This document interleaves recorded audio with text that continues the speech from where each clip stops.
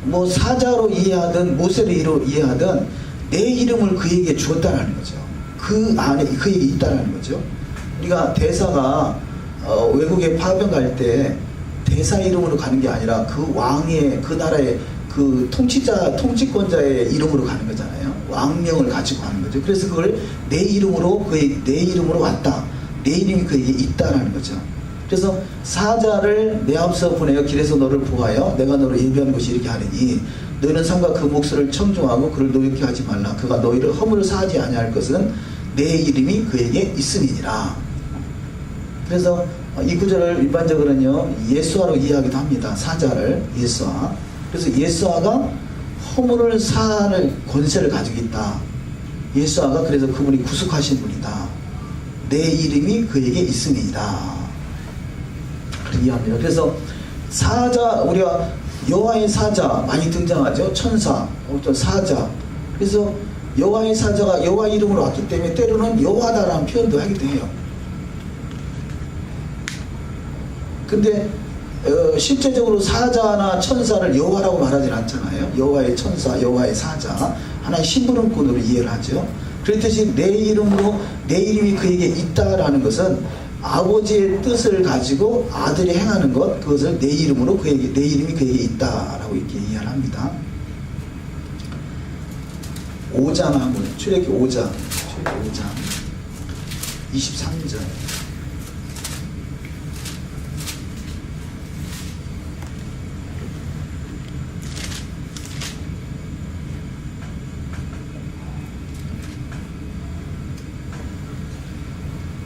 지금 모세가 하는 말인데요. 내가 바로에게 와서 주의 이름으로 말함으로부터 그가 이 백성을 더 확대하며 주께서도 주의 백성을 구원치 아니하시나이다.